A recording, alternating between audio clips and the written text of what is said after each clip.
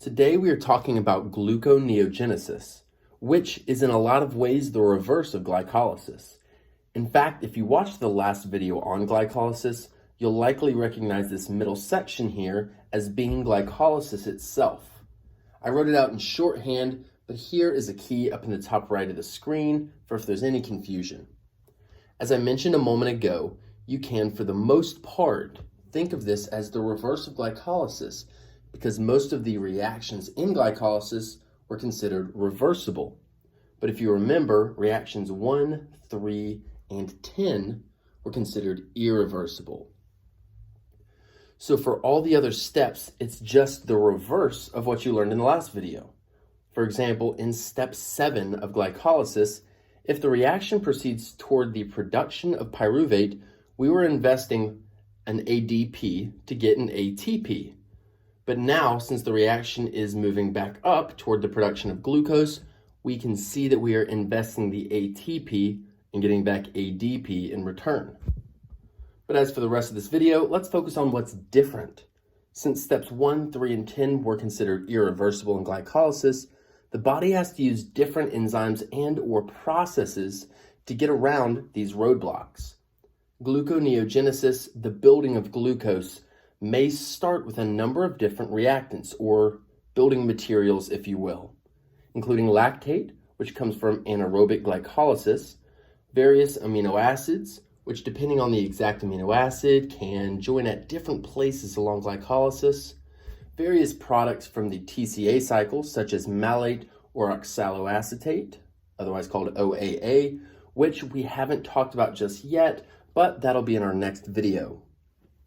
Or lastly, glycerol, which we get through the breakdown of triglycerides. To make it simple, in this video, we will be looking at glycolysis proceeding from pyruvate and showing also how glycerol joins in about halfway up the cycle. But I will be doing a later video on the specifics of how each of these actually get to where they need to be. But for now, let's focus on the cycle itself and the regulation of it. So how does pyruvate become phosphoenol pyruvate, PEP, if it isn't a reversible reaction? Well, the pyruvate is turned into oxaloacetate in a process you can see set up in the top left corner here. We are going to be adding a carbon to the pyruvate via CO2, as well as utilizing a GTP, which for our intensive purposes is the same thing as ATP, but just with a different nitrogenous base. It is worth noting here that biotin is also required for this to occur. The biotin reacts with an HCO3 to become something called carboxybiotin, which really just means he's a biotin holding on to a CO2 for us. He then transfers it to a pyruvate, which is what ultimately turns that pyruvate into OAA, oxaloacetate. The last thing worth mentioning here is that for regulation purposes, you should know that acetyl-CoA acts as an activator for our enzyme we just used, the pyruvate carboxylase. This is because, as you'll see in the next video, acetyl-CoA is a precursor to pyruvate or a reactant when we undergo gluconeogenesis. Now the OAA is turned into malate and then back into OAA. Why, you might ask? Because there are no transporters for the OAA out of the mitochondria into the cytosol where we need to go.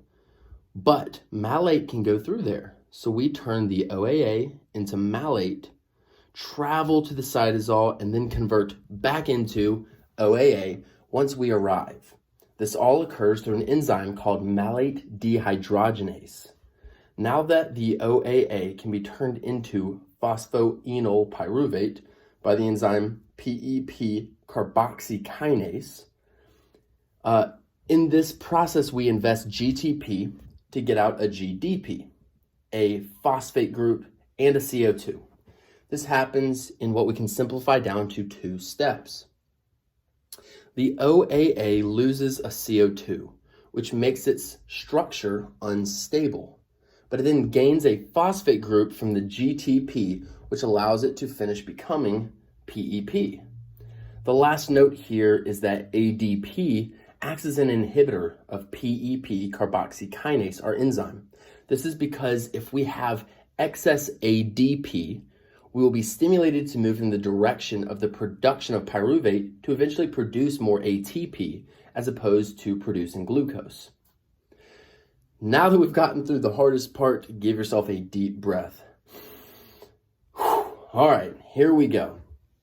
Now, all these other reactions all the way up here until we reach step 3 of glycolysis are considered reversible, like we discussed. So we won't waste our time there, but I will mention where glycerol can join us right up here around the middle. The head of a triglyceride, if you will, is called a glycerol, which we then convert into DHAP to join gluconeogenesis in 2 simple steps. First, with the help of the enzyme glycerol kinase, we cut a phosphate group off of ATP and we add it to the 3rd carbon of glycerol, giving us glycerol 3-phosphate. Simple enough, right? Well, next, we're going to oxidize that G3P, meaning it drops electrons off to an NAD+, which then becomes NADH in the process. This happens through the enzyme glycerol 3-phosphate dehydrogenase. And there you go. Glycerol has officially joined gluconeogenesis as DHAP. Now that that's done, the last thing to do is to look at how we fixed steps 1 and 3, which were also considered irreversible steps of glycolysis.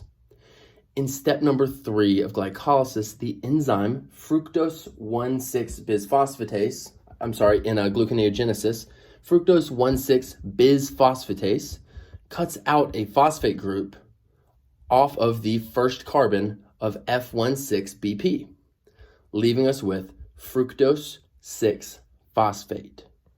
Note that for regulation, ATP and citrate will activate our enzyme fructose 1,6BP, while AMP and fructose 2,6-phosphate will inhibit it.